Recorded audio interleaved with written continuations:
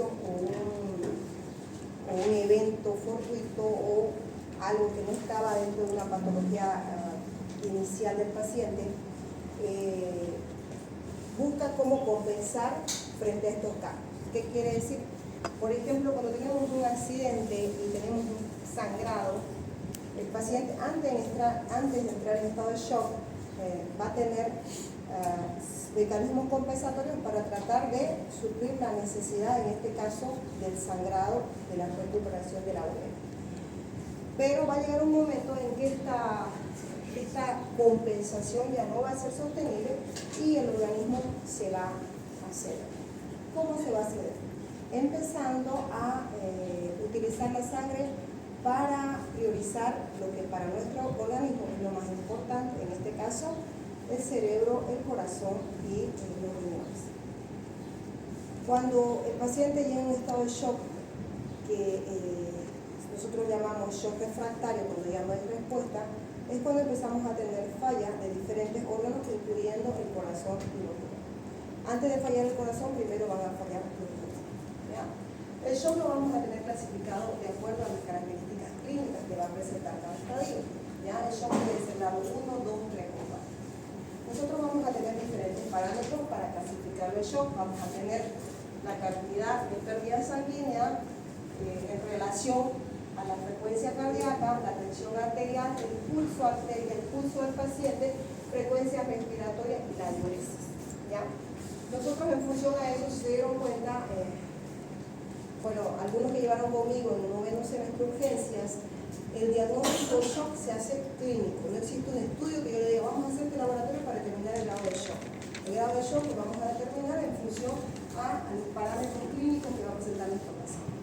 Dentro de los parámetros clínicos vamos a tener en el grado 1, que es la forma más leve, no es que no sea importante, pero es la forma inicial generalmente como debut del paciente, y se va a dar esta sintomatología cuando la pérdida de volumen o de sangre, porque no solamente la pérdida sanguínea nos va a dar este estado de shock, también la pérdida de líquidos corporales también nos va a dar estado de shock. En este caso, como nosotros en esta materia estamos más dirigidos al trauma, vamos a hablar de pérdida sanguínea.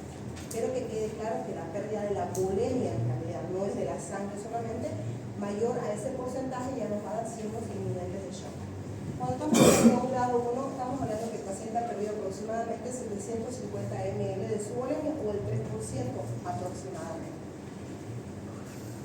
Eso se va a ver traducido a un referente al volumen sanguíneo circulante total, que va a equivaler a un 15%, donde todavía el corazón no va a tener repercusión hemodinámica y va a mantenerse con una frecuencia cardíaca menor a 100, la tensión arterial no va a tener cambios y el pulso puede estar normal o discretamente aumentado. El paciente va a tener una frecuencia respiratoria dentro de parámetros y la diuresis no se va a ver afectada por una diuresis mayor a 30 ml. Entonces, si se dan cuenta, cuando estamos frente a un estadio 1 o un grado de shock, los síntomas son bien discretos y eso muchas veces es la causa para que el médico pase inadvertido los síntomas del paciente. Peor si el paciente es joven. Mientras más joven el paciente, mejor tolera el shock. Luego el grado 2, estamos hablando que el paciente ha perdido más o menos entre 750 y 1000 ml de su bulimia, representando el 15 al 30% de su volumen sanguíneo, donde ya vamos a tener signos de taquicardia, la presión arterial puede estar anormal o puede estar en algunos casos discretamente disminuida. El pulso, ¿cómo que se sacan los WhatsApp? ¿Alguien me ayudó?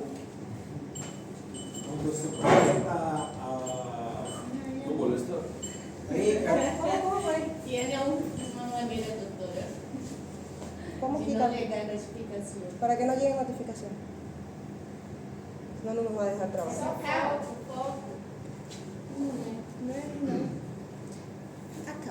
Si estuviera en mi casa, le digo a mi hijo, ¿no? Es el que me soluciona. Es que como sigue la aplicación abierta, Aquí. va a seguir. Ajá. No, perdón. Es para que desactive lo No. de aquí. Ahora no llega. Ok. Y va a llegar. No llega. Llegar. ¿Está en su WhatsApp? Está en WhatsApp. Ay, no llega. Ok. Doctora, solo desconectar y conectar nuevamente, pero Vamos a activar los datos de WhatsApp. Por eso yo estaba haciendo eso. La verdad no puedo desconectar los datos de mi WhatsApp porque trabajo con eso. Para que no le lleguen las Lo notificaciones. que no quiero que aparezca ahí. No molestar con Mas não perturbe no Ya, moviemos los WhatsApp. Dale. Luego vamos a tener el pulso discretamente disminuido o la intensidad del pulso y la frecuencia respiratoria va a estar aumentada, quiere decir que vamos a estar frente a una taquipnea y la diuresis va a verse ya afectada, pero como es poca, generalmente el paciente lo pasa inadvertido. Cuando estamos en el grado 3, en el grado 3, vamos a tener una pérdida aproximadamente de 3.500 y 2.000 ml del volumen sanguíneo, que va a representar entre el 30 y el 40% de su total, donde ya vamos a tener una taquicardia franca, una presión arterial disminuida, un pulso débil o filiforme y una frecuencia respiratoria aumentada mayor a 30, ¿no? Y el paciente se va a tornar oligoandrógeno. Y bueno, el grado 4, que siempre cuando yo le digo el shock refractario, cuando el paciente no responde a la reanimación con fluidos, yo debo hacer uso de vasopresores. Estamos hablando cuando el paciente ya no tiene un sistema de compensación y estamos hablando que el paciente ha perdido aproximadamente mayor a 2.000 ml de sangre con una bulimia, con una pérdida sanguínea superior al 40%, donde vamos a tener una franca taquicardia mayor a 140, vamos a tener una disminución brusca de la presión arterial, hay veces solamente con presión arterial sistólica, la diastólica imperceptible, un pulso débil, filiforme y algunas veces incluso poco palpable, a no ser que sean pulsos centrales, y el paciente va a estar en franca taquipnea y con respiración superficial. Y la diuresis del paciente va a estar anúmica. ¿Ya? ¿Qué va a hacer el shock en sí como? ¿Qué es lo que va a pasar? Cuando el paciente está en un estado de shock, es cuando se va a ver afectada la perfusión tisular. ¿Qué quiere decir? Que no va a poder llegar tejidos, no va a poder llegar sangre a los tejidos. Por ejemplo, para que tengamos todos los conceptos, cuando ustedes llevaron urgencia, llevaron sepsis, ¿cierto? Bueno, ¿qué diferencia había entre la sepsis y el shock séptico? La sepsis era cuando el cuerpo todavía podía soportar la compensación y en el shock séptico cuando teníamos que hacer uso de vasopresor. Entonces esto es exactamente igual, ¿no? Cuando estamos frente a un estado de shock es cuando hay una hipoperfusión tisular donde el organismo no está pudiendo defenderse y como consecuencia se va a ver ahora traducido a falla de múltiples órganos como consecuencia de la falta de llegada de sangre y oxígeno a los tejidos. ¿Cómo manejamos el shock? Lo primero y lo más importante, reconocer a un paciente en shock. Algunas veces nos sabe pasar que tenemos un paciente joven y pasamos inadvertidos los síntomas del shock y minimizamos el estado del paciente y ahí está nuestro gran problema. Entonces lo primero que se debe hacer es reconocer a un paciente en shock y lo segundo, ¿por qué se está choqueando? Se está choqueando porque le está faltando volumen o porque le está faltando oxígeno. Si en el caso estoy hablando frente a un paciente que está con una pérdida sanguínea activa, yo debo hacer compresión del área donde estoy presentando el sitio de sangrado. Ahora, si mi sangrado es interno, recemos hasta que lleguemos al hospital. Y están contraindicados los torniquetes hace 1000 años y siguen llegando hasta ahora a los hospitales. Yo lo sigo viendo, al paciente le pasa algún trauma y rapidito se amaja el brazo, ¿no?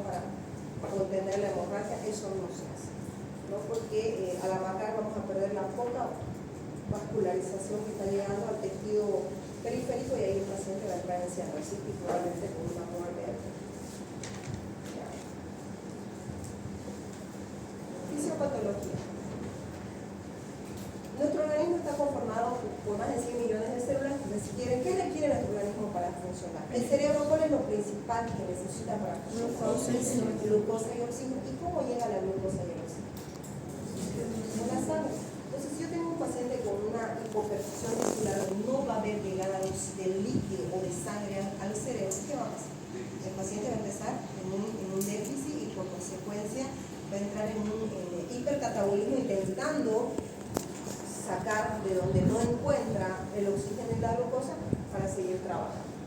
Entonces, eso se llama las vías alternativas y no son las mejores vías porque producen mecanismos de oxidación, reducción de oxidación a nivel celular y eso va a dar como consecuencia la producción de un mecanismo anaerobio que es más tóxico todavía para nuestro organismo. En la vía fisiológica nosotros utilizamos el oxígeno de la célula para producir síntesis de energía, ¿no es cierto?, para que nuestras células puedan funcionar. Eso es un mecanismo aeróbico, fisiológico, cuando nosotros estamos respirando y estamos teniendo una buena perfusión. Pero cuando esto no está pasando en una vía anaerobia, ¿qué quiere decir? Cuando nuestro organismo no está llegando a la sangre, no está ventilando, va a buscar una vía alterna a nuestro organismo, ¿sí? Entonces se va a desarrollar la vía anaerobia, entonces ahí va a empezar a utilizar la reserva como fuente de combustión, pero esta fuente de combustión de reserva se desarrolla bajo un mecanismo anaerobio que produce estrés oxidativo en la célula, que viene a ser contraproducente después para el paciente. El principal metabolismo del estrés oxidativo o de la vía anaerobia es el ácido láctico. Por eso es que los pacientes que están en hipoxemia, nosotros realizamos una gasometría y ese paciente está con un cierto grado de acidosis metabólica, pero es porque en vía anaerobia se está produciendo mayor ácido láctico y no se está pudiendo llevar la vía fisiológica del metabolismo celular. ¿Ya? Se produce a mayor ciclo anaerobio, mayor producción de ácido láctico. Y si este mecanismo no se suspende y se mantiene la vía anaerobia, el paciente la célula termina muriendo, ¿no?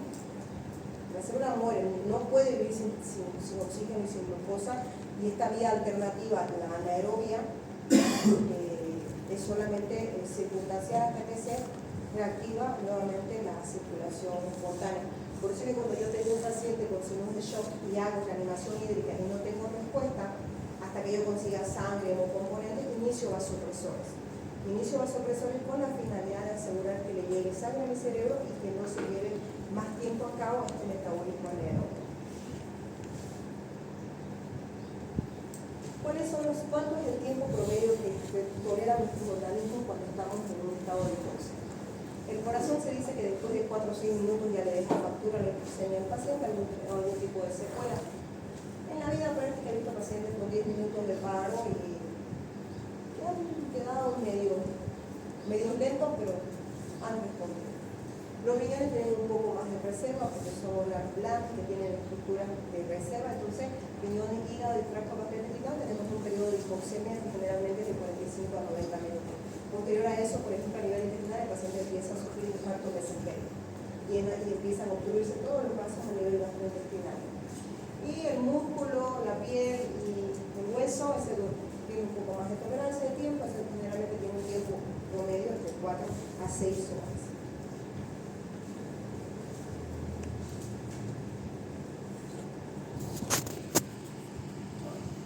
No sé por qué sigamos. ¿Ahí se ve mejor? Sí, ¿no? Bueno, esto solamente para que recordemos que la sangre está compuesta por elementos fuertes y elementos líquidos, ¿no? Dentro de los elementos fuertes de la sangre tenemos los eritrocitos, los glóbulos blancos y las plaquetas. Dentro de los elementos líquidos tenemos los factores de la coagulación y el plasma. La principal función de la hemoglobina que va a venir viajando en compañía de los eritrocitos va a ser el transporte de oxígeno y de glucosa a nivel celular.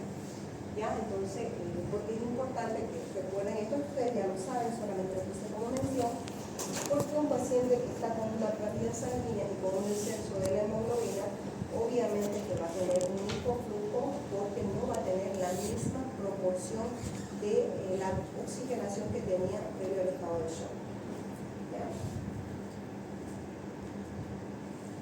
Solamente los puse cuadros para que ustedes lo recuerden, que son los elementos de la sangre, ¿no? Ustedes ya lo saben perfectamente en el microscopio, cómo están compuestos, cómo son los eritrocitos, luego de la fórmula blanca, los eosinófilos, neutrófilos, linfocitos y monocitos. ¿Saben en qué fórmula está más levantada, no es cierto?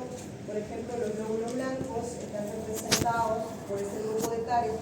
Cuando estamos frente a un aumento de los leucocitos o neutrófilos, como ustedes quieran, esto es a predominio de una sobreinfección bacteriana.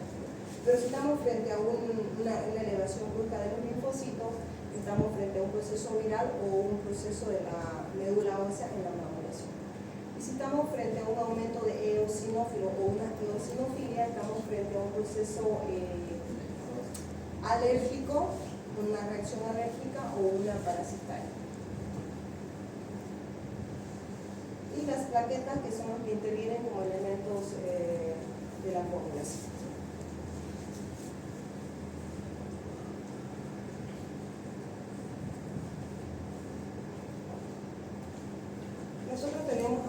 cardíaco, solo para recordar, porque ustedes ya lo saben, el corazón está compuesto por 4 cavidades, 2 aurículas y 2 ventrículos. ¿Por qué es importante? Porque por la vena cava superior viene la sangre, rica en oxígeno, pasa todo nuestro trayecto pulmonar, a todo nuestro organismo como sale oxigenada, para luego retornar al ventrículo derecho, a la aurícula derecha y pasar a la circulación pulmonar para que se realice la oxigenación de esta sangre que pasa a nivel de las 4 cavidades, ¿no? Solo lo puse como mención porque ustedes ya lo saben, esto es netamente fisiología del sueño. Ahora, ¿por qué es importante que ustedes recuerden cuando nosotros decimos el corazón derecho cuando estamos hablando de la aurícula y el ventrículo derecho, el corazón izquierdo cuando estamos hablando de aurícula y ventrículo izquierdo? No nos olvidemos que el corazón tiene una proyección perpendicular y lateralizado hacia la base del hemitórax, ¿no es cierto? Entonces, generalmente la cara que nosotros tenemos acá es la cara lateral del ventrículo izquierdo. El corazón no está parado en nuestro tórax, está así. Entonces, aquí nosotros tenemos la aurícula y este de aquí viene a ser el ventrículo. Entonces, este viene a ser la cara lateral del ventrículo. Por eso, cuando nosotros colocamos el electro, cuando ponemos las derivaciones, las 2 derivaciones de acá y luego van controladas para allá. ¿Ya? Entonces, eso solamente para recordar lo que ustedes ya saben. Precarga, postcarga. La precarga, ¿qué es la precarga? ¿Recuerdan un poco de fisiología qué es la precarga?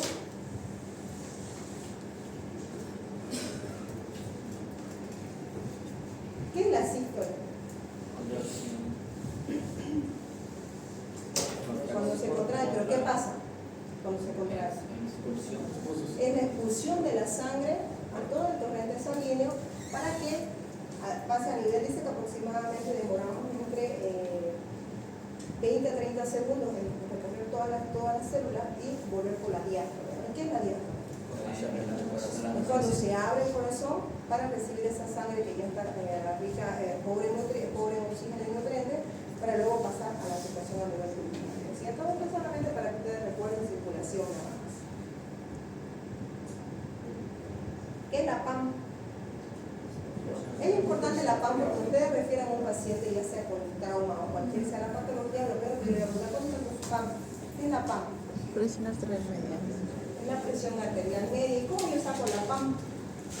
La suma de la presión. ¿Cómo la calculo la PAM? La PAM es la media que hay entre la sístole y la diástole, ¿no? Es la intermedia que manejamos entre ambas presiones. ¿Y esa cómo la calculamos?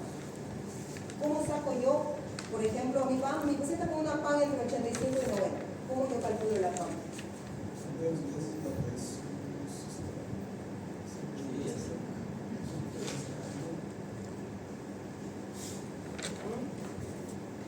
Si usted me ahí la fórmula, ¿cómo sacan la PAM?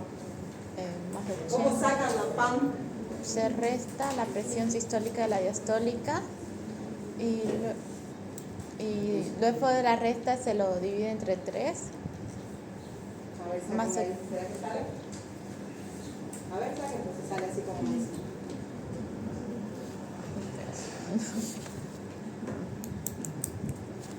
120, 80, 40, 40 dividido 40. Por si acaso, 80 es una constante, ¿ya?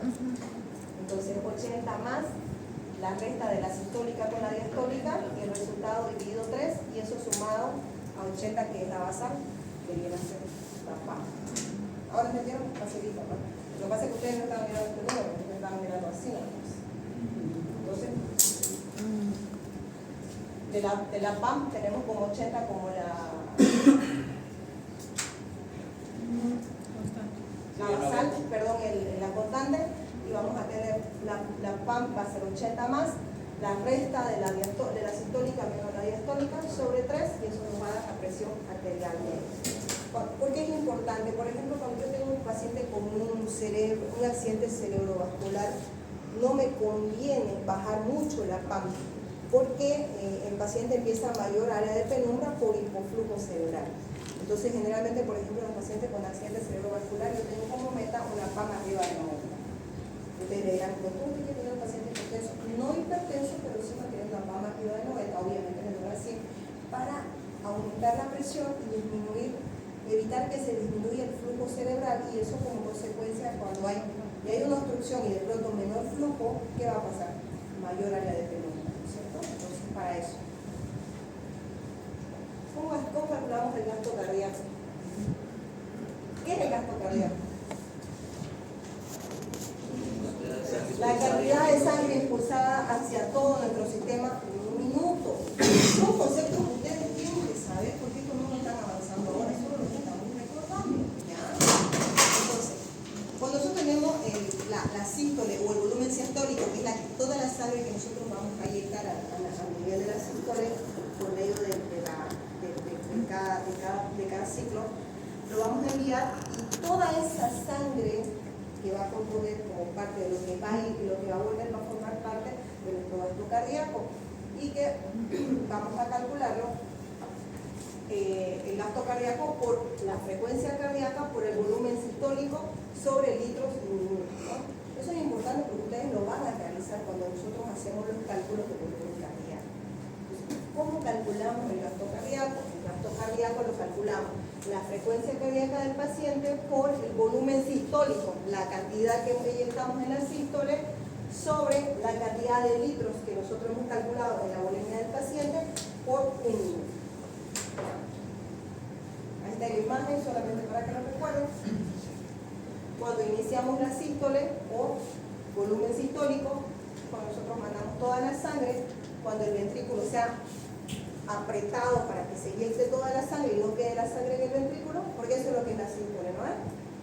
Y luego cuando va toda la circulación y cuando vuelve ya a la diástole, cuando se realiza la relajación del ventrículo.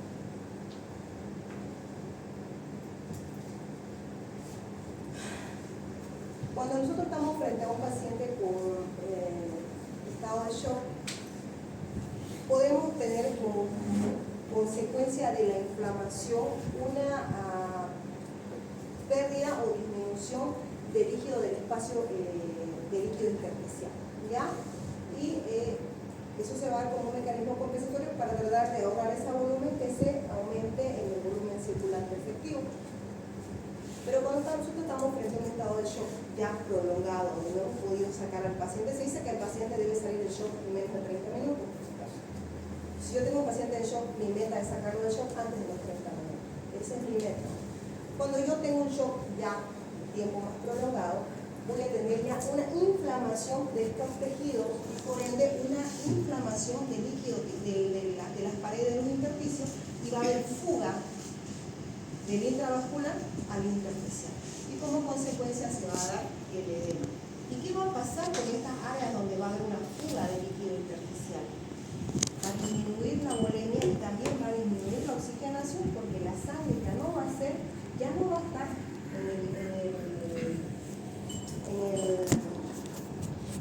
en los capilares, en los vasos sanguíneos, sino va a estar atravesado a un tercer espacio donde no es efectivo para oxigenar y para respirar. No sé qué pasa con estas diapositivas. Cuando nosotros estamos frente a un estado de shock, primero tenemos que saber qué tipo de shock tiene el paciente. Por si acaso, el shock, indistintamente cuál sea la causa, en todos los casos se debe a una falla de órganos por hipoperfusión. No importa si cualquiera sea la causa, y nuestra función en el shock es restablecer la perfusión tisular. Por eso es que yo hago uso de los vasopresores. Pero existen elementos traumáticos o causas traumáticas que nos pueden desencadenar estado de shock, como por ejemplo en el trauma el neumotórax a tensión. Si yo tengo un paciente con neumotórax a tensión y no lo resuelvo de manera rápida, ese paciente va a evolucionar a un shock cardiogénico. Dentro de los tipos de shock nosotros vamos a tener el shock cardiogénico, el shock obstructivo, el shock neurogénico, también tenemos el shock hipovolémico y el shock distributivo. ¿Ya? Cuando hablamos de shock cardiogénico es cuando tenemos afectada la contractilidad local. Esto se puede dar generalmente, el shock cardiogénico lo vemos en pacientes que sufren infarto agudo de miocardio, edema agudo de pulmón, derrames pericárdicos masivos, dolor donde el ventrículo no va a tener la capacidad de inyectar la sangre, va a haber una hipocinesia ventricular y como consecuencia el ventrículo va a hacer esto y no va a tener la función de inyectar. Y como consecuencia el paciente va a estar en un estado de shock cardiogénico. Luego tenemos los shock obstructivos, generalmente vienen asociados a cuando hay imposibilidad de la inyección. Si bien el ventrículo puede contraerse, pero no puede inyectar, ya sea un trauma, una oclusión, una masa o algo que no le esté permitiendo la salida de la bolemia, generalmente se va a ver afectado en la precardia. Y luego tenemos el shock neurogénico. Por ejemplo, en los pacientes, yo una vez vi una paciente que hizo un shock neurogénico, una embarazada que estaba en trabajo de parto, era un óvulo fetal, y el ginecólogo indujo el parto y la paciente ya llevaba más de una hora o tal vez un poco más en trabajo de parto y ya estaba cansada. No se olviden de que para que se lleve a cabo el trabajo de parto tiene que haber dos partes, ¿no? La parte del útero que hace las contracciones y el producto que estimule para las contracciones. Pero con el punto todo ubicado no existe esas dos partes y entonces el parto de un producto ubicado es mucho mejor. Y esta paciente hizo tanto esfuerzo para empujar y por consecuencia empezaron a fallar todos los órganos, que la paciente hizo un choque neurogénico, ¿no? Hizo una parada cardíaca y desgraciadamente falleció. Entonces esas son algunas de las causas que nos pueden desencadenar un estado de estrés intenso. No estoy hablando de estrés de que nos pongamos nerviosos, estoy hablando de un estrés oxidativo a nivel celular. Nos puede dar un choque neurogénico. Y generalmente en los estados de choque neurogénico, el paciente primero va a hacer un aumento súbito de la presión arterial y luego un descenso brusco, generalmente acompañado de falla múltiple de órganos. Tratamiento específico. Bueno, el tratamiento siempre va a ir relacionado a la causa, ¿no? Si yo estoy en un estado de shock y mi causa aparentemente es cardiogénica, yo debo buscar algo que no me está dejando que mi miocardio pueda contraerse, voy a usar dobutamina, ¿no? Que es un estimulador miocárdico. Pero si yo estoy frente a un estado de shock obstructivo, voy a aumentar la precardia para aumentar la bolemia y así aumentar la presión de eyección en la sístole. Pero si estoy en un estado de shock neurogénico, debo encontrar la causa que me está haciendo estimulación de los plexos nerviosos y que me está desencadenando el estado de shock.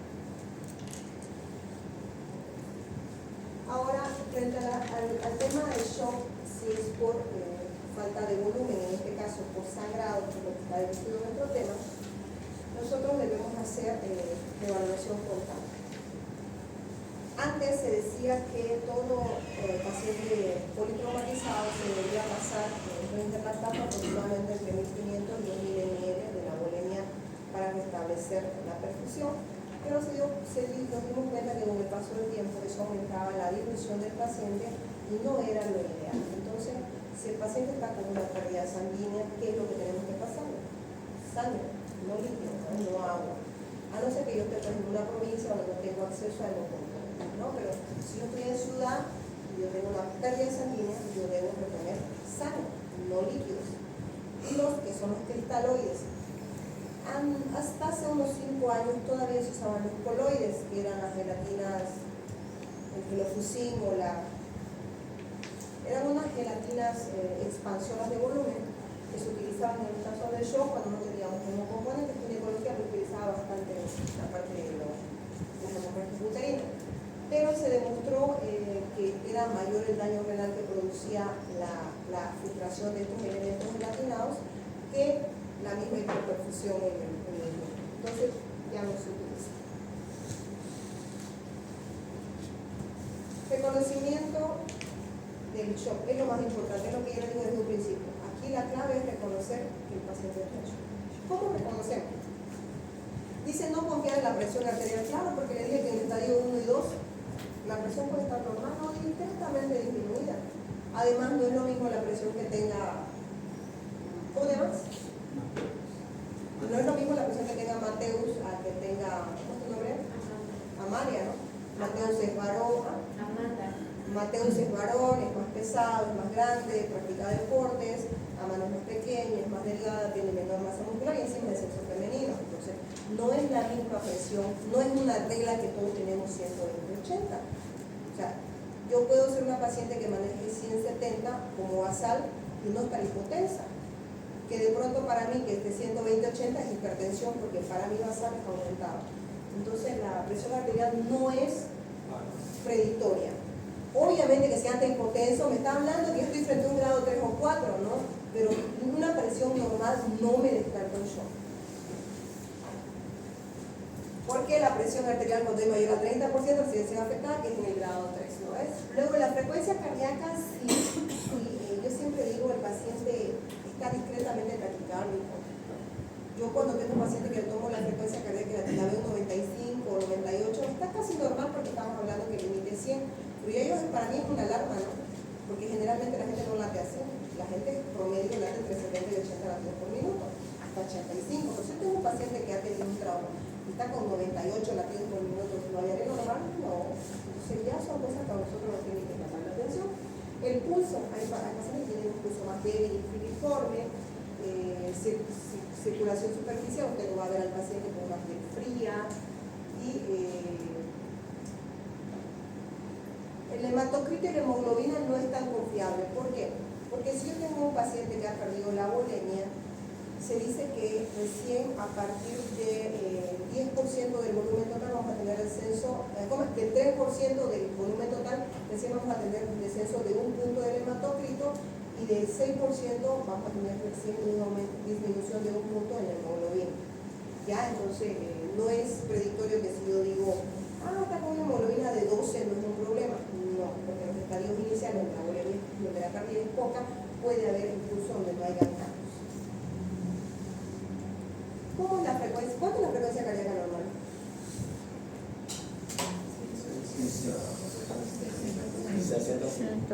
De 60 a 100 latidos por minuto, y si mi paciente es abuelo, adulto mayor, yo debo esperar 60 de frecuencia cardíaca, esa es mi meta. Pero si yo estoy frente a un niño, un recién nacido, la frecuencia cardíaca es diferente. Los niñitos son taquicárdicos, bueno, no son taquicárdicos, esa es su base, generalmente entre 150 y 160 latidos por minuto. Los niños entre 3 a 6 años tienen menor frecuencia cardíaca, pero sí aumentada en relación a los adultos. Los adolescentes, los preescolares y los jovencitos son ligeramente aumentada la frecuencia cardíaca, y los adultos se consideran normal entre 60 a 100. ¿Qué quiere decir? Que si tengo un adulto con una frecuencia cardíaca pasado de 100, ya estoy considerando como un estado de taquicardia. Evaluación del paciente. Lo más importante, se lo vuelvo a mencionar, reconocer al paciente en shock. ¿Y cómo lo reconocemos? Clínicamente, ¿no es? Con clínica. ¿Y cómo diferenciamos el shock? ¿Cómo diferenciamos el shock? Si nosotros tenemos un paciente pálido, con una palidez intensa, nosotros estamos suponiendo que ese paciente está con una pérdida sanguínea, ¿no es cierto? Entonces es un signo clínico. Pero por lo contrario, si yo tengo a la auscultación unos ruidos cardíacos apagados, hipofonéticos, arrítmicos, yo estoy pensando que estoy frente a un problema a nivel cardíaco. Y en el caso del trauma, por ejemplo, cuando yo tengo un paciente con un trauma torácico, que es lo más frecuente, el tórax es lo primero que se traumatiza, por si acaso. Porque como es una... ¿Alguien sabe para qué sirve el tórax? ¿Por qué Dios nos hizo con costillas y columna? Para proteger los órganos internos, ¿no? Esa es la función de nuestro tórax, para protegerlo. Entonces, cuando yo tengo un paciente con un trauma torácico, donde puedo tener laceración pulmonar o laceración cardíaca, si yo no reconozco rápidamente esos signos, el paciente rápidamente puede entrar en un estado de shock emergente, ¿no? Luego, todos los pacientes que han sufrido trauma torácico, en la práctica clínica se debe realizar siempre un electrocardiograma y una radiografía de tórax. Siempre. Recientemente yo tuve un muchachito que atendí de 17 años que fue un caso bien particular porque llega y está ansioso, irritable, desaturando, taquicárdico, y decía de que me quería convencer de que abrió la ventana y que le entró el viento del sur de la ventana y de pronto se puso así. Entonces, pero no cuadraba eso, ¿no? Y a la oculta no se escuchaba nada. Entonces era una placa de tórax y estaba con un neumotórax. Atención, procedía a colocar un tubo de tórax, resolvimos el cuadro y había que buscar cómo diablos hizo un neumotórax. Atención, un adolescente de 17 años que no tenía antecedentes de trauma, ¿no es cierto? O era un tebeco que hizo una fístula pulmonar, o qué pasó. Bueno, y en la anamnesis recién él dijo que no había avisado a los familiares y que se había caído de su moto una semana antes y no solamente no se cayó de la moto, no suficiente con la caída de la moto, ese día había peleado con el compañerito y el compañerito lo empujó. Entonces lo que yo estimo fue que el paciente cuando cayó de la moto hizo un neumotórax laminar que estuvo contenido y el trauma del golpe hizo que el parchecito que estaba creando el pulmón del mismo tejido se rompa ahí. Igual. Eso fue lo que desencadenó. Mi paciente hizo un choque cardiogénico, gracias a Dios se revivió, ya se fue a la casa y hasta pidió su alta porque era su foto de promoción. En serio, pidió su alta, son increíbles esos muchachos. Claro, porque le sacan tubo hoy y mañana pidió su alta. Ya, imagínense que podía ser un nuevo trauma, ¿no? Bueno, entonces siempre tienen que hacer, porque se van a encontrar muchas sorpresas en la radiografía de tórax y en el ecocardiograma, ¿ya? Luego, ecocardiografía, la ecocardiografía tiene un problema, es operador dependiente. No en todos lados ustedes van a pillar gente entrenada en hacer ecocardio, ¿no? O sea, por ejemplo, imagínense en un hospital de segundo nivel, por ahí no van a encontrar. No hay, generalmente los médicos que trabajamos en UTI hacemos ecofaz, sabemos hacer lo básico de ecografía cardíaca, entonces ahí vemos cuando hay derrame pericárdico o taponamiento pericárdico. Y las enzimas cardíacas no solamente hay. Yo puedo tener un paciente con trauma que haga enzimas cardíacas positivas, sí. ¿Se infartó? No. Sino que la lesión del trauma le puede producir isquemia. ¿Y qué dijimos que era la troponina I? No es más que lo que secreta la necrosis miocardia. ¿Ya? Entonces en trauma podemos tener troponina positiva y no exactamente está frente a un infarto. El shock cardiogénico, por ejemplo, el shock cardiogénico asociado a traumas se ve en caso de taponamiento cardíaco, en los traumas donde hay laceración de pericardio, de taponamiento, la triada de Beck, ¿no? Hipotensión, venas del cuello aplanada y taquicardia. Generalmente puede venir asociado a traumas penetrantes, a traumas contusos o simplemente por aplastamiento. ¿Y cómo vamos a tener lo que les decía ahorita la triada de Beck, ¿no? Taquicardia, ruidos cardíacos apagados, venas del cuello aplanadas, hipotensión, ¿no? Son signos de shock. En ausencia de estos patrones no descartamos el cuadro, sino que buscamos otra causa. El neumotórax a tensión también puede simular un taponamiento. Yo he tenido casos que el paciente llega con esta clínica y tengo dudas si estoy frente a un neumotórax a tensión o un taponamiento pericárdico. O puede tener las dos cosas, el paciente tiene derecho a tener las dos cosas. Y la diferencia del neumotórax a tensión es que cuando usted le hace una radiografía, el tórax va a estar desplazado. El mediastino se desplaza al contralateral del pulmón afectado.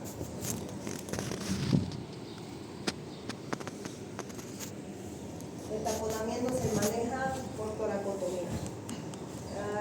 Sí, el paciente debe entrar a cirugía cardíaca para hacer liberación tienen que cortar el pericardio para hacer drenaje, pero hoy en día se hace por medio de punción transifoidea, por medio de ecofaz, donde se llega al pericardio y se puede absorber la sangre que está produciendo el taponamiento de la presión. Y ¿qué es la pericardiocentesis? Que se coloca con una ecografía a nivel de la apéndice sifoides, por medio de un troncar que se entra torácico perpendicular a la apéndice sifoide, y así llegamos a la base que era la que dijimos, la carga lateral del músculo izquierdo. Neumotórax a tensión. ¿Qué es el neumotórax? ¿Qué es el neumotórax a tensión? ¿Alguna vez has visto un neumotórax? encontrar atención. Vuela un tanque de aire y un paso pleural. Sí, pero ese está, aparte de tener colapso pulmonar, el ventilo se ha desplazado. No es lo mismo tener un neumotórax que un neumotórax. Atención, cuando yo tengo un neumotórax, yo tengo tiempo hasta hacer radiografía. Cuando yo tengo un neumotórax, atención, no tengo tiempo. Solo sirve mi oído, escucho, no hay ruido, no hay murmullo, no hay nada. Y está el paciente choqueándose con el desplazamiento de los ruidos, el paciente ha estado en shock. Ya, entonces, ¿Cómo distinguir una atelectasia por presión? a la ocultación o a la imagen. ¿Cómo yo voy a saber que la atelectasia o se me monitora? Tengo una imagen de... Ya, voy a mostrarle. Desgraciadamente todo lo manejo por WhatsApp, así que voy a tener que salir de aquí para verlo. Tengo la imagen del muchacho que les digo. De la radiografía.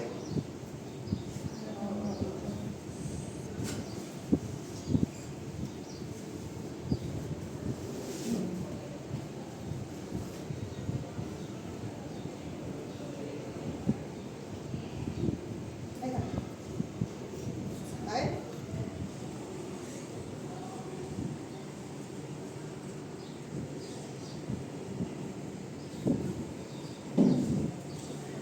Ven que aquí hay trama vascular y aquí no hay. ¿Ven o no ven? Sí. En primer lugar, el aire es negro, pero los pulmones ventilados son negros, pues no, porque tenemos aire. Pero ven la diferencia, miren, este es un tórax de un paciente de 17 años, un paciente sano entre comillas. Negro. Y lo ven que está más abombado que esto, y ven que está empujado para acá. ¿Notan o no notan? Sí, tiene Muy una bolsa de ¿Cuál bolsa? esa al lado de la figura cardíaca. ¿Quién es acá? Ahí, Este es el pulmón, por si acaso. sí, ahí está contigo. Este es el pulmoncito. Este es el pulmoncito colapsado. También la telectasia. La telectasia correcto, y se ve trama en la telectasia, hay trama. Y la trama se ve más clara, no se ve negra. El aire es negro. No ven acá. ¿Ven ustedes aquí estos blancos? ¿Ven? No hay nada, es negro. No hay nada, está limpia la imagen. ¿Ven o no ven? Sí. Y ven que esto de acá está así. ¿Ven o no ven? Y el corazón debería estar más así, pero está más traccionado por acá porque el tórax está invadiendo el otro lugar. Y aquí ustedes ven, aquí también es negro, pero aquí hay trama vascular. ¿Lo ven esos caminitos como blanquitos? Eso es trama vascular. En cambio aquí no hay. Esto es el pulmoncito colapsado y esto es el neumotórax. Entonces, ¿qué hago yo en este caso? Si no estuviera un personal entrenado en colocación de tubo de drenaje de tórax, porque no lo puede que les toque a ustedes, ¿qué dice la Teresa? Ahí, una blánula común y silvestre, ustedes se la colocan al paciente, segundo espacio intercostal, línea media clavicular, lo puncionan sin pena ni gloria, no pasa nada porque no hay pulmón ahí, no hay nada, y se siente cómo sale el aire.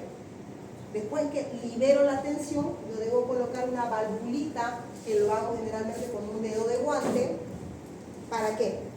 Para que cuando el paciente inhale, no meta aire y no aumente el neumotórax. Entonces, para que cuando el paciente inhale, la valvulita, que es el dedito del guante, se pegue por la inspiración, pero que no está cerrado o sellado, que cuando el paciente expire, pueda botar. ¿Me dejo entender? Eso dice la Teresa. ¿Siempre en el lado derecho? No. En el lado del neumotórax. Es decir, por ejemplo, Pero. No olvidar, esta es la clavícula.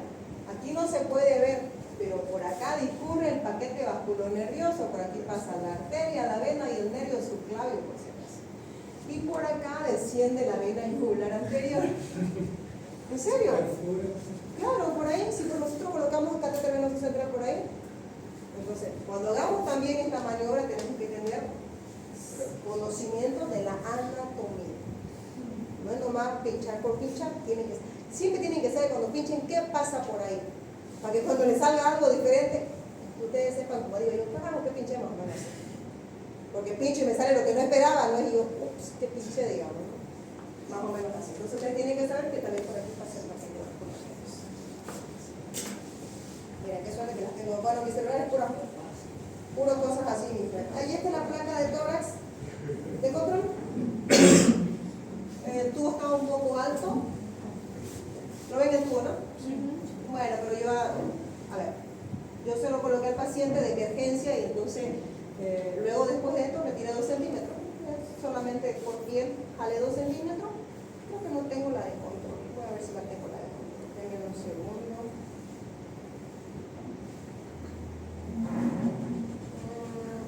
Me la pasó la de control.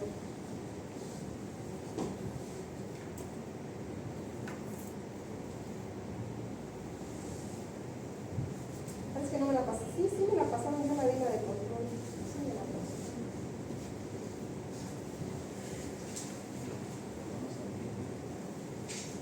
Voy a ver si la tengo la de control ya. Cero privacidad me echar con ustedes, ¿no? Y me estaban invitando a salir, tú digo si no me entero. No, no la tengo. La de control con la que se puede dar, no la tengo. Mala suerte. Continuamos. ¿Ya vieron entonces cómo se ve la placa? Continuamos.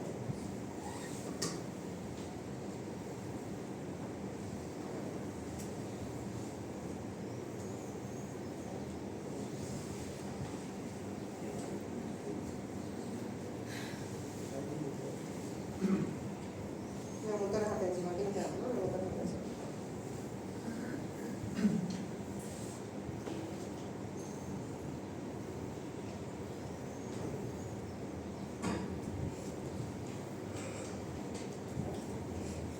Neumotoras atención es la entrada de aire al espacio pleural, donde hay una fuga porque el pulmón que estaba lleno de aire se rompió, se colapsó, se salió todo el aire y el aire quedó atrapado entre la pleura parietal y la pleura visceral.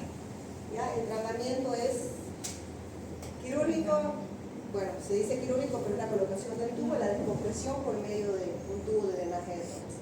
Si yo no tengo ese momento, alguien que me lo coloque el tubo de drenaje, el paciente puede morir, es donde se hace la colocación de la válvula en el segundo espacio intercostal lineal medial. Clínicamente, ¿cómo me doy cuenta que el paciente está con neumotoras de atención? Puede tener taquirnia, dificultad respiratoria, puede presentar enfisema subcutáneo, que hay fuga de aire fuera del espacio, ausencia de ruido respiratorio, hiperresonabilidad o eco a la percusión, desviación de la tráquea y lo complejo con la cápsula. Tratamiento, descompresión inmediata del tórax. Choque neurogénico. Dentro del shock neurogénico se va a ver asociado generalmente a lesiones de nervios o de pares craneales y puede verse afectado en los traumas raquimedulares, cervical, torácico, alto, y que como consecuencia el paciente puede tener hipotensión y pérdida del tono simpático. El cuadro clínico, pues clínicamente el paciente va a estar hipotenso, pero sin taquicardia, y va a haber vasoconstricción, va a haber hipotensión, pero sin vasoconstricción cutánea. Y vamos a tener un pulso normal o ligeramente inferior. Shock escéptico, un poco común en el trauma, porque generalmente el paciente debe pasar una X cantidad de horas para que desarrolle un estado de shock por sepsis por la infección. Generalmente no es la causa de urgencia posterior al trauma. ¿Ya? Y tiene que haber pasado por lo menos 6 horas. Estamos hablando que hubiera sido una herida con un objeto oxidado, muy sucio, muy contaminado, pero tiene que haber pasado un tiempo, ¿no? El paciente no debuta con un choque escéptico. Es diferente del anafiláctico. Sí, el anafiláctico hay una reacción inflamatoria como respuesta a un huésped que está produciendo hipersensibilidad. Clínicamente en el shock anafiláctico vamos a tener el patrón principal de la anafilaxia. Shock hemorrágico, la causa más frecuente, la hemorragia.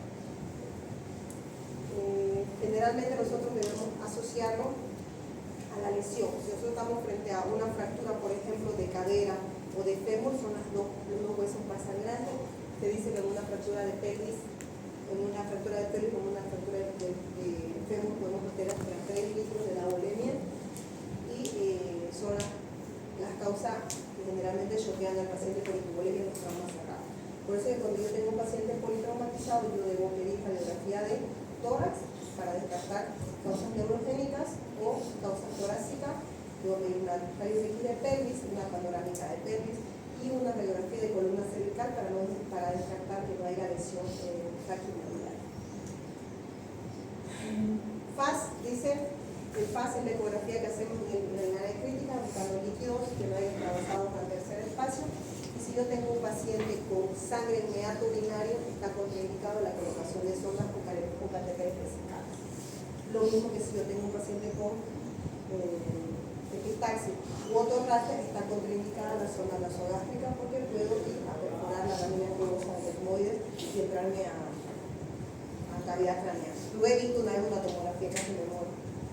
Le colocaron la ecografía y ¿qué pasó? Derrame masivo. Esta placa es diferente a la que les mostré. ¿Qué les llama la de? ¿Qué es de diferente? ¿Ah? El color. Entonces, si está blanco, ¿qué es? Es líquido. Es líquido. No sabemos qué es sangre, decimos que es líquido.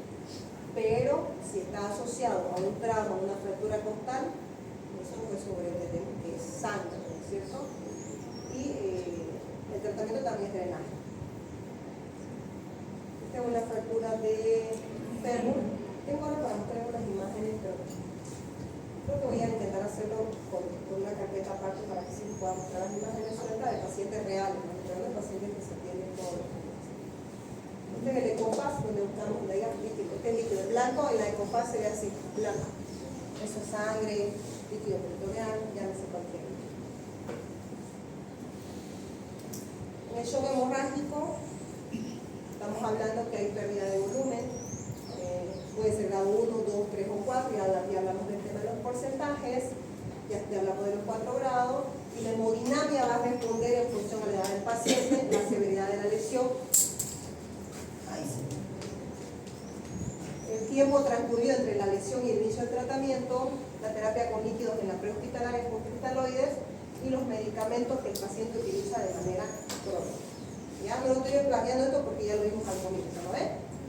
Los 4 minutos. Otra vez lo mismo que vimos al inicio, ¿no? Solo para recordar a la grado 1, 2, 3, 4. ¿Cuáles son parámetros que tomamos en cuenta? La frecuencia cardíaca, y nos va a dar más o menos un promedio. Estos parámetros nos van a dar una idea de cuánto de sangre aproximadamente perdió el paciente. Frecuencia cardíaca, presión arterial, pulso, frecuencia respiratoria, gasto urinario, escala de coma de Glasgow, déficit de base y necesidad de elementos formes de la sangre. Cuando yo tengo un paciente con oligoanuria o anuria o con una glucosilina 30 ml, yo sé que estoy en el grado 3 a 4 días de estado de shock.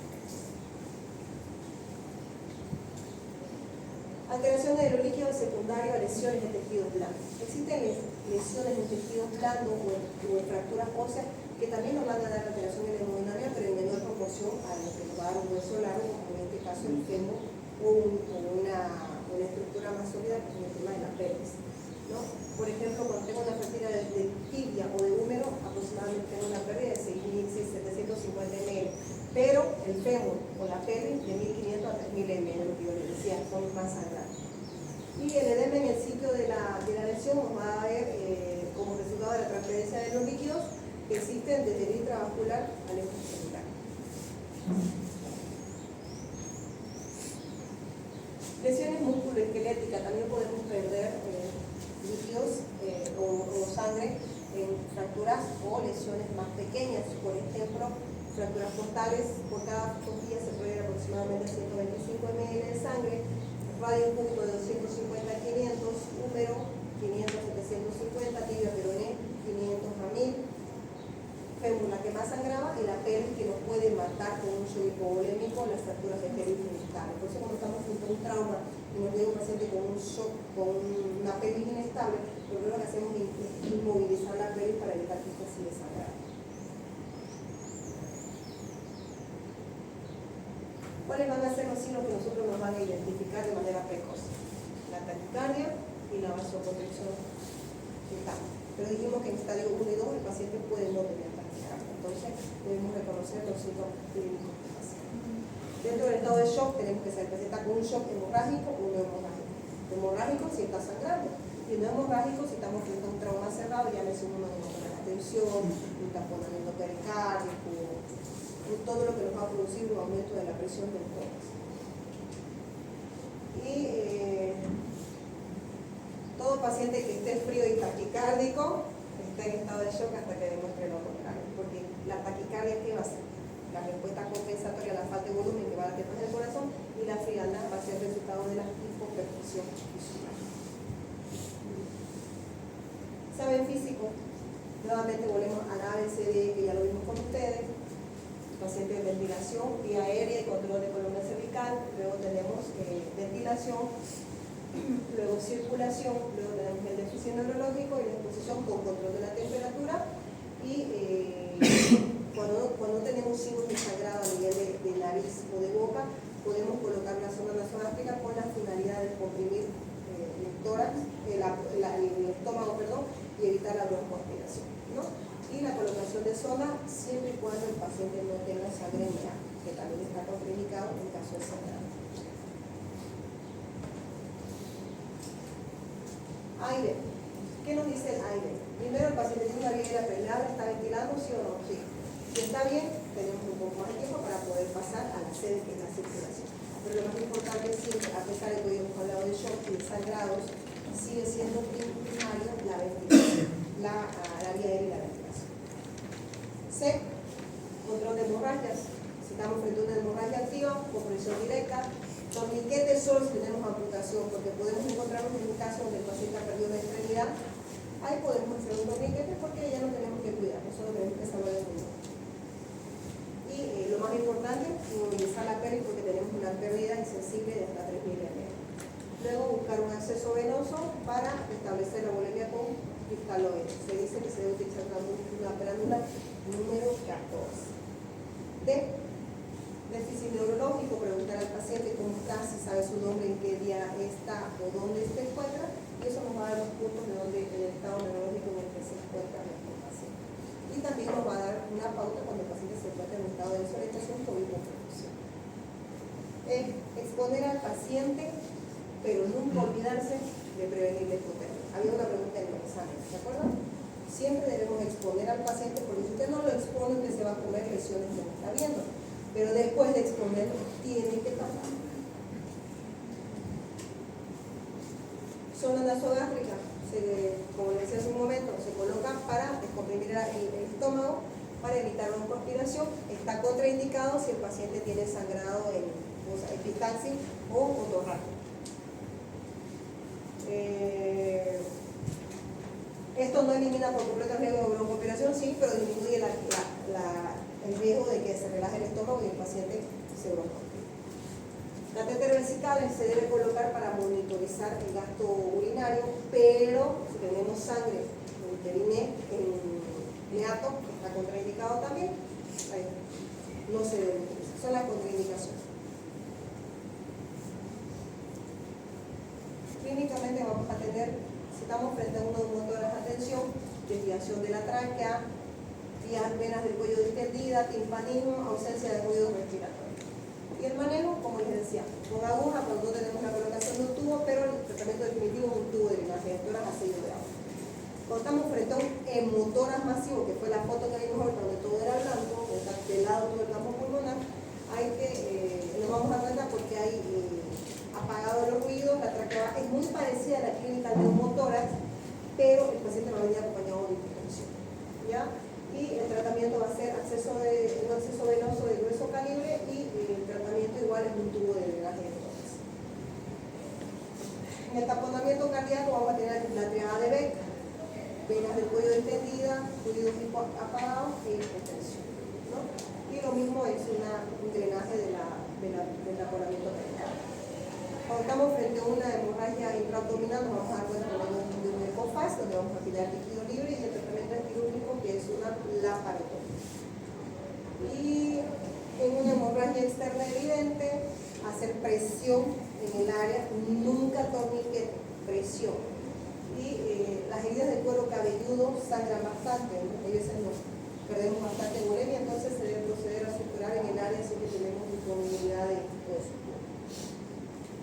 En las fracturas, inmovilizarnos, nunca olvidarnos de cuando tenemos un paciente así que accidente, lo primero que tenemos que hacer es ver la estabilidad del tórax y ver la estabilidad de la pelvis. Si yo tengo una pelvis inestable, que está hablando de una fractura pélvica, yo debo colocar una faja para inmovilizar pelvis.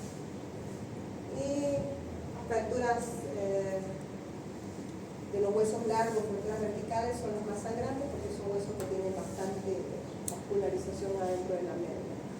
Y las lesiones viscerales las vamos a ver por medio del ecofaz o si estamos en un centro de alta complejidad, una tomografía axial computabilizada y el tratamiento generalmente es la paroscopia, ¿no? O sea, entrar a mirar.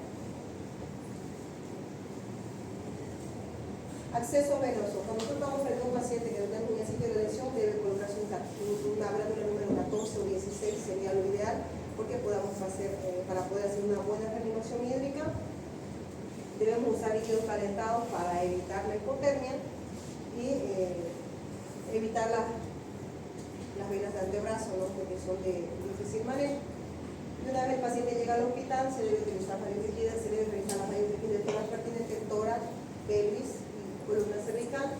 Se debe tomar muestras sanguíneas incluyendo grupo y factor y en caso de no ser accesible con un catéter venoso periférico, se debe optar por un catéter venoso central. Complicaciones de las funciones intraóseas. No se utilizan las funciones intraóseas en niños si la estructura del hueso es demasiado dura, entonces no se utiliza, pero en adultos no lo utilizamos, en niños todavía algunos colegas lo utilizan. Yo particularmente nunca la he hecho y como le digo, esto no se utiliza en niños, ¿no? Es donde se hace una función a nivel de la piel y se llega directamente hasta el epífisis del hueso.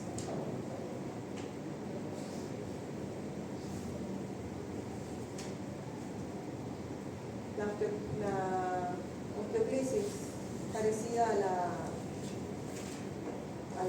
función que hacemos en los niños, en adultos lo hacen a nivel de la cótula, que es la que tiene mayor espacio y menor densidad. Nunca yo la utilicé en viendo, si les digo, generalmente cuando no hay acceso periférico yo directamente accedo a un acceso venoso central. Pero puede que estén en situaciones donde no haya un operador que les tenga que alcance un catéter venoso central, y siempre tienen que tener un plan A, B, C, siempre.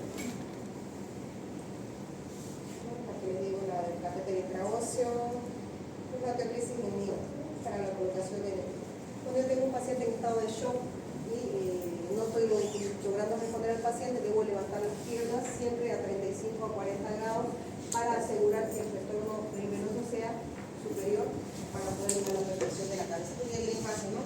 Sí. Teníamos que terminar ahora, pero no pasa nada. ¿Ah? Ya, ok. Ya no faltaba casi nada, igual tienen que terminar ustedes. Ya es que estamos un poco atrasados, así que tenemos que acabar. Vayan tranquilos y... Gracias.